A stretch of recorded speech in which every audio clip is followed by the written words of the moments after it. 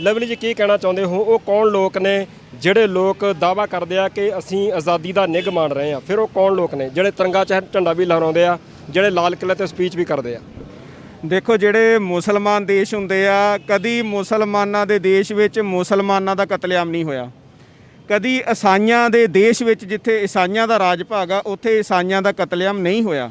ਜਿੱਥੇ ਕਾਮਰੇਡ ਆ, ਜਿੱਥੇ ਕਾਮਰੇਡਾਂ ਦਾ ਰਾਜ ਆ, ਕਦੀ ਉਹਨਾਂ ਦੇ ਦੇਸ਼ ਵਿੱਚ ਕਾਮਰੇਡਾਂ ਦਾ ਕਤਲੇਆਮ ਨਹੀਂ ਹੋਇਆ। ਜਿਹੜੇ ਲੋਕ ਰਾਜ ਕਰਦੇ ਹੁੰਦੇ ਆ, ਜਿਹੜੀ ਕੌਮ, ਜਿਹੜੀ ਵਿਚਾਰਧਾਰਾ ਦੇ ਲੋਕ ਰਾਜ ਕਰਦੇ ਹੁੰਦੇ ਆ, ਉਹਨਾਂ ਨੂੰ ਆਜ਼ਾਦੀ ਤਾਂ ਲੱਗਦੀ ਹੁੰਦੀ ਆ ਕਿਉਂਕਿ ਉਹ ਸੱਤਾ ਤੇ ਕਾਬਜ ਹੁੰਦੇ ਆ।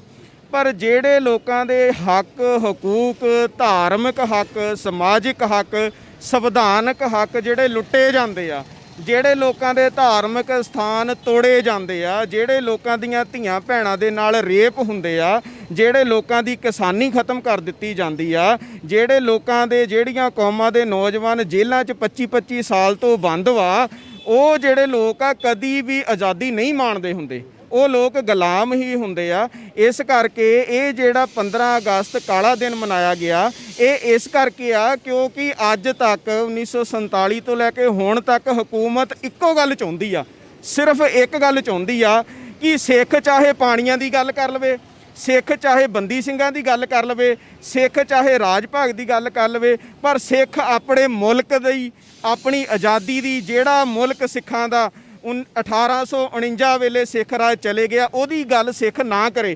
ਤੁਸੀਂ ਕੀਰਤਨ ਕਰ ਲਓ, ਤੁਸੀਂ ਕੀਰਤਨ ਦਰਬਾਰ ਕਰਾ ਲਓ, ਤੁਸੀਂ ਮਾਰਚ ਕੱਢ ਲਓ, ਸਰਕਾਰਾਂ ਨੂੰ ਕੋਈ ਤਕਲੀਫ ਨਹੀਂ। ਪਰ ਜਦੋਂ ਸਿੱਖ ਜਮਹੂਰੀ ਤਰੀਕੇ ਦੇ ਨਾਲ, ਸੰਵਿਧਾਨਕ ਤਰੀਕੇ ਦੇ ਨਾਲ ਆਪਣੇ ਰਾਜ ਭਾਗ ਦੀ ਗੱਲ ਕਰਦਾ, ਉਹਨੂੰ ਸਿਰਫ ਇਸ ਗੱਲ ਤੋਂ ਹੀ ਉਹਦੇ ਉੱਤੇ UAPA ਲਗਾ ਦਿੱਤੀ ਜਾਂਦੀ ਕਿ ਉਹਦੀ ਵਿਚਾਰਧਾਰਾ ਵੱਖਰੀ ਆ। ਦੁਨੀਆ ਦਾ ਜਿਹੜਾ ਅੰਤਰਰਾਸ਼ਟਰੀ ਕਾਨੂੰਨ ਆ, ਉਹ ਇਸ ਗੱਲ ਦੀ ਇਜਾਜ਼ਤ ਦਿੰਦਾ, ਚਾਹੇ ਕਿਸੇ ਵੀ ਮੁਲਕ ਵਿੱਚ ਕਿਸੇ ਕੌਮ ਦਾ ਵੀ ਕੋਈ ਆਗੂ ਆ ਜਾਂ ਕੌਮ ਦੇ ਲੋਕ ਵਾ, ਉਹ ਆਪਣੀ ਵੱਖਰੀ ਵਿਚਾਰਧਾਰਾ ਪ੍ਰਗਟ ਕਰ ਸਕਦੇ ਆ।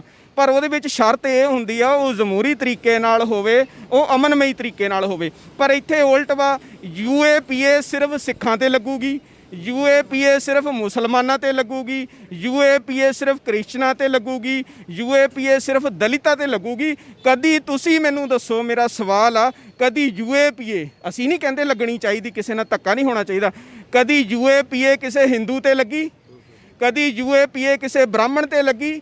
ਕਦੀ ਹਿੰਦੂ ਜਿਹੜੇ ਲੋਕ ਵਾ, ਹਿੰਦੂ ਕੌਮ ਆ ਜਿਹੜੀ, ਹਿੰਦੂ ਆਪਣੇ ਆਪ ਨੂੰ ਕਹਿੰਦੇ ਇਸ ਦੇਸ਼ ਦੇ ਵਿੱਚ, ਅਸੀਂ ਕਿਸੇ ਨਾਲ ਨਹੀਂ ਚਾਹੁੰਦੇ ਇੱਥੇ ਸੰਵਿਧਾਨਕ ਤੌਰ ਤੇ ਵਿਤਕਰਾ ਹੋਵੇ।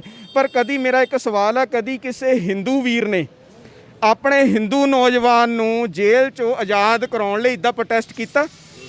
ਨਹੀਂ ਕੀਤਾ। ਇਹ ਹੁੰਦੀਆਂ ਗੁਲਾਮੀ ਦੀਆਂ ਨਿਸ਼ਾਨੀਆਂ। ਸਾਡੇ ਸਿੱਖਾਂ ਦੇ ਜਿਹੜੇ ਨੌਜਵਾਨ ਆ, ਜਿਹੜੇ 25-25 ਸਾਲਾਂ ਤੋਂ ਜੇਲ੍ਹਾਂ 'ਚ ਬੰਦ ਆ, ਉਹਨਾਂ ਨੇ ਸਾਰੀ ਜਵਾਨੀ ਆਪਣੀ ਰੋਲ ਦਿੱਤੀ, ਉਹਨਾਂ ਨੂੰ ਰਿਹਾ ਕਰਨ ਲਈ, ਜਦ ਕਿ ਕੋਰਟਾਂ ਦਾ ਸੰਵਿਧਾਨਕ ਤੌਰ ਤੇ ਰਾਈਟ ਵਾ। ਜਿਹੜਾ ਇਹ ਕੋਰਟਾਂ ਨੇ ਫੈਸਲੇ ਕਰਨੇ ਹੁੰਦੇ, ਇਹ ਜੱਜਾਂ ਨੇ ਫੈਸਲੇ ਕਰਨੇ ਹੁੰਦੇ ਆ, ਜਿਹੜੇ ਰਾਜ ਕਰਦੇ ਉਹਨਾਂ ਨੇ ਫੈਸਲੇ ਕਰਨੇ ਹੁੰਦੇ ਕਿ ਇਹਦੀ ਸਜ਼ਾ ਪੂਰੀ ਹੋ ਚੁੱਕੀ ਆ, ਇਹਨੂੰ ਰਿਹਾ ਕਰ ਦਿੱਤਾ ਜਾਵੇ।